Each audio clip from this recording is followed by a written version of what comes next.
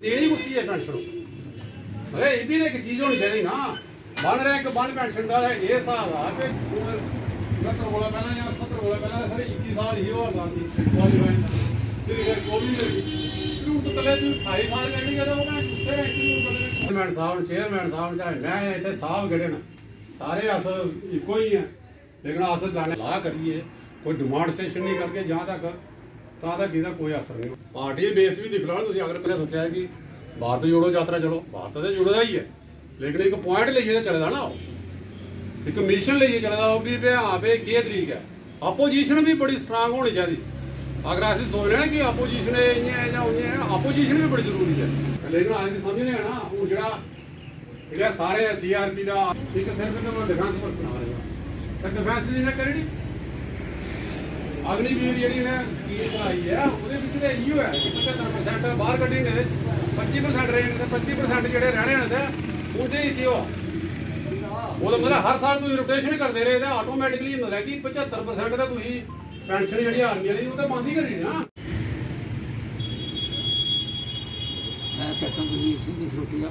Vice chairman ex serviceman welfare association Kathua. आज हमारी first half meeting है और फर्स्ट हाफ मीटिंग में हमारी जो एक्सर्विसमैन हैं वीर नारी हैं विडोज़ हैं यहाँ बेचारी जो लेडीज़ आई हुई हैं हर एक जगह पर वही चीज़ चल रही है। फौज के साथ 1 रैंक 1 पेंशन और इन लोगों के साथ जो है जो पेंशन मिली हुई है उसको भी बंद कर रहे हैं। हमें ये समझ नहीं आती कि जिन लोगों ने इनके ऊपर पेंशन लगाई है और आज की नहीं 5-5 7 साल हो गए इन लोगों ने पेंशन लेते हुए और आज इनको ये बोला जा रहा है कि आपकी पेंशन बंद हो गई है आप अपने डॉक्यूमेंट लीजिए और बाहर जाकर इसको ऑनलाइन कराइए और उसके बाद ही आपकी पेंशन लगेगी। और उसके बीच में इतने डॉक्यूमेंट बना दिए हैं चाहे पटवारी के पास जाना पड़े तहसीलदार के पास जाना पड़े कोर्ट में जाना पड़े या इनका आधार कार्ड का देखिए पैन कार्ड का देखिए बैंक में देखिए ये सारी चीज़ें जो हैं ये इन बिडों के ऊपर डाल दी हैं अभी कि आप अपना फ्रेश कीजिए और तब जाकर आपको फिर इनके डॉक्यूमेंटेशन स्क्रूटिनाइज होंगे। अरे जिन लोगों ने इनकी पेंशन लगाई है 5-5 7 साल तक जो हो गया पेंशन लेते हुए पहले उसको तो स्क्रूटिनाइज करो कि इनके ऊपर ये क्या अत्याचार हो रहे हैं। कोई 2 साल के बाद मर जाएगा कोई 3 के बाद मर जाएगा जब तक इनकी पेंशन आएगी तब तक कोई एक भी नहीं रहेगा जहाँ पर। और यही चीज़ें जो हैं वो कल यही बताया सेंट्रल गवर्नमेंट ने भी हमारे मेजर जनरल सतबीर सिंह साहब ने कि 6 लाख एक्सर्विसमैन मर गए हैं इस 1 रैंक 1 पेंशन के ऊपर। यही रिक्वेस्ट करता हूँ कि ऐसा मत कीजिए इसके ऊपर थारोली चेक कीजिए और ख़ास करके इसमें जो आर्मी के रिटायर ऑफिसर हैं JCO हैं जवान हैं कमेटी के बीच में उनको बैठाओ और उनके व्यू पूछो और आगे इसकी रिकमेंडेशन करो और तब ये चीज़ें तैयार होंगी। JK ex-serviceman welfare association district Kathua. देखिए सबसे पहले तो मैं नए कैलेंडर ईयर की अपनी तरफ से और अपनी एसोसिएशन की तरफ से सभी को बहुत बहुत शुभकामनाएं और मुबारकबाद देता हूं और ईश्वर से यही प्रार्थना करता हूं कि ये आने वाला नया साल जो है सबके लिए खुशियां लाएं और सब लोग तंदुरुस्त रहें। दूसरा आज की जो आप जानते ही हैं कि हर महीने हम 2 मीटिंग करते हैं 10 तारीख को और 20 तारीख को इसमें कि एक्सर्विसमैन का जो भी वेलफेयर होता है उसके बारे में बात करते हैं। आज हमें बड़े अफसोस के साथ करना पड़ता है कि OROP 1 रैंक 1 पेंशन पार्ट 2 जो कि जुलाई 2019 से ड्यू था और जिस तरीके से हमारे वाइस चेयरमैन साहब ने कहा है कि इन 3.5 साल में लाखों की तादाद में जो एक्सर्विसमैन हैं वो ईश्वर को प्यारे हो गए स्वर्गवास हो गया उनका। और जिस तरीके से इस गवर्नमेंट ऑफ इंडिया का एटीट्यूड लग रहा है तो मैं ये विश्वास के साथ कह सकता हूँ कि और 3 साल के बाद जितने जो बचे हुए हैं ये भी ख़त्म हो जाएंगे। तो इस 1 रैंक 1 पेंशन का मतलब क्या रह जाता है। हमारी पुरजोर आपके माध्यम से गवर्नमेंट ऑफ इंडिया को ये सबमिशन है कि आप जो ये नारा देते हैं कि सबका साथ सबका विकास और सबका विश्वास इसको अगर आप कायम रखना चाहते हैं तो मेहरबानी करके जो लोग जिन लोगों ने अपनी पूरी ज़िंदगी जवानी खास करके इस देश की रक्षा के लिए दी है, उनके साथ अगर आप इस तरीके का आप व्यवहार कर रहे हैं तो ये हमारे जितनी भी ये मातृशक्ति बैठी हुई है, जो ओल्ड एज की जो पेंशन का है, जो अभी लेटेस्ट इन्होंने सर्कुलर निकाला है कि इनकी पेंशन ही बंद कर दी है, ये मैं आपको दिखाना चाहता हूँ। इधर आना बेटा।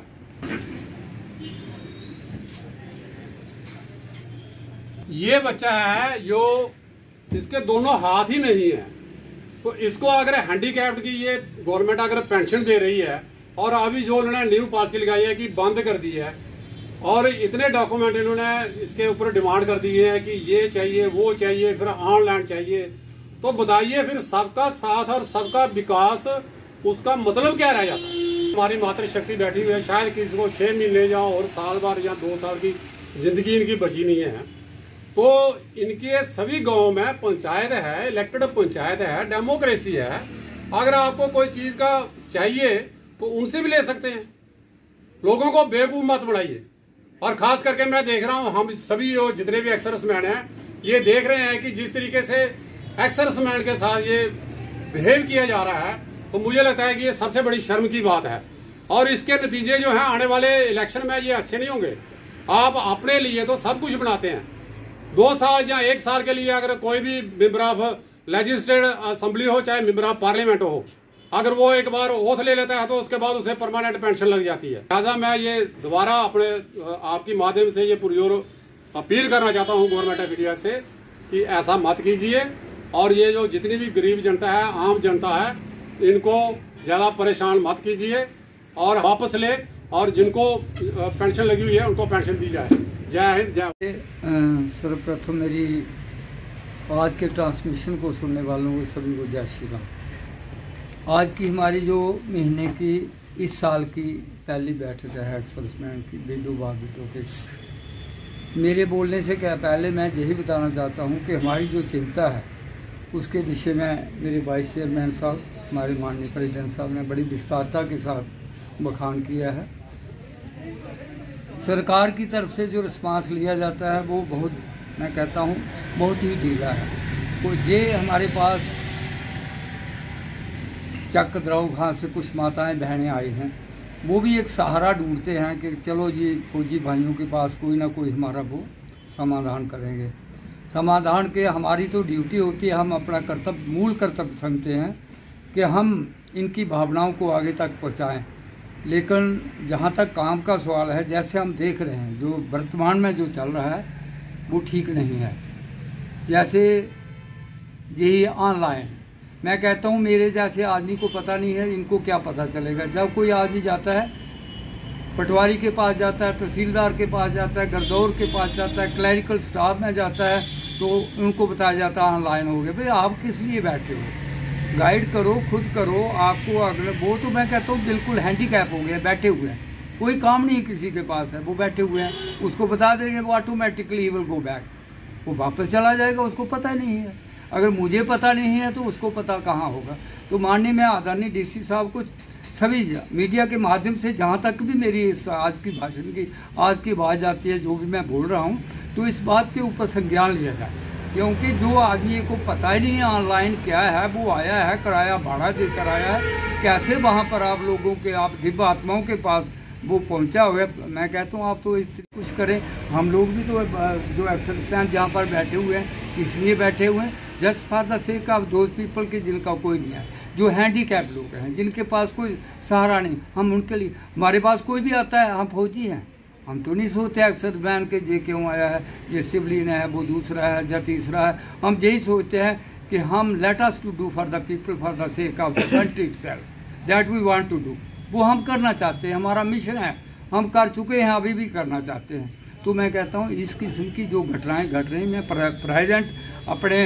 हमारी बात वहाँ तक तो नहीं पहुँचेगी, बट ऑनरेबल प्रधानमंत्री जी तक भी मैं अपनी बात को अपने एक्सर्विसमैन की तरफ से पहुँचाना चाहता हूँ कि बॉन्ड रैंक बॉन्ड पेंशन क्या है। बॉन्ड रैंक बॉन्ड पेंशन शब्द अर्थ तो यही है कि जो पहले वाले की पेंशन है वो आज के दी जाए, सभी को दी जाए, जो भी है। मैं कहता हूँ वर्तमान में जो सोल्जर है, जो सफाई है, उसको ज़्यादा दी जाए, हमें कोई इतराज़ नहीं है। हम कोई ऑब्जेक्शन नहीं कर रहे हैं कि हमें, लेकिन मैं कहता हूँ कि उसका कोई ना कोई सूबेदार को क्यों नहीं दिया जाए। एक सूबेदार साहब आए हैं, अगर वो आंधी कप्तान या लेफ्टिनेंट कोई आगे बढ़ जाता है तो वो अलग बात है, लेकिन सूबेदार साहब तो वो हैं ही, वो हमारे से ही तो, हम लोग ही तो हैं, जो सूबेदारी से तो मैं आगे लेफ्टिनेंट कप्तान बना हूँ। तो ये इन बातों को संज्ञान लिया जाए और इन बातों को जी घाटे का सौदा रहेगा आप लोगों के लिए। मैं आप लोगों को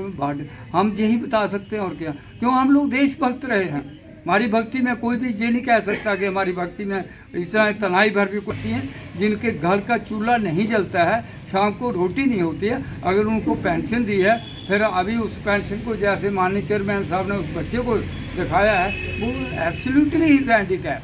absolutely handicap, is unable to do anything tackle with any this and that situation. अगर वो नहीं बचा तो उसको देखने की क्या जरूरत है, कौन से सर्टिफिकेट इनको चाहिए। तो मैं जनता को भी अनुरोध करना चाहता हूँ कि जब तक आप इकट्ठे नहीं होंगे, जब तक आप में ये भावना नहीं जागेगी, हम अपने लिए नहीं आए हैं, हम किसी के लिए आए हैं। आज मेरा यही रहेगा कि इन चीज़ों के ऊपर जो बात हम ये नहीं कि हमने कह दिया, मतलब इसमें हमारा वही डिसिप्लिन है जो आज से 34 साल पहले था, उसी के ऊपर अनुसरण करते हैं। अगर बिगड़ जाए, अगर वो आदमी बिगड़ जाए तो मैं कहता हूँ फिर उसको सुधारना मुश्किल हो जाता है। हम नहीं चाहते कि देश के लिए कोई आपत्ति हम क्रिएट करें, हम इस किस्म की कोई बात क्रिएट करें जो देश और समाज के लिए बेहतरीन ना हो। यही विनती रहेगी और लोगों को भी रहेगी। मैं फिर कहना चाहता हूँ कि भगवान कृष्ण की बात को याद रखो, सभी वो कह कर गए हैं, आज से 55 साल पहले उन्होंने ये बात कही थी कि हे अर्जुन संज्ञे शक्ति कल युग में जो होगा।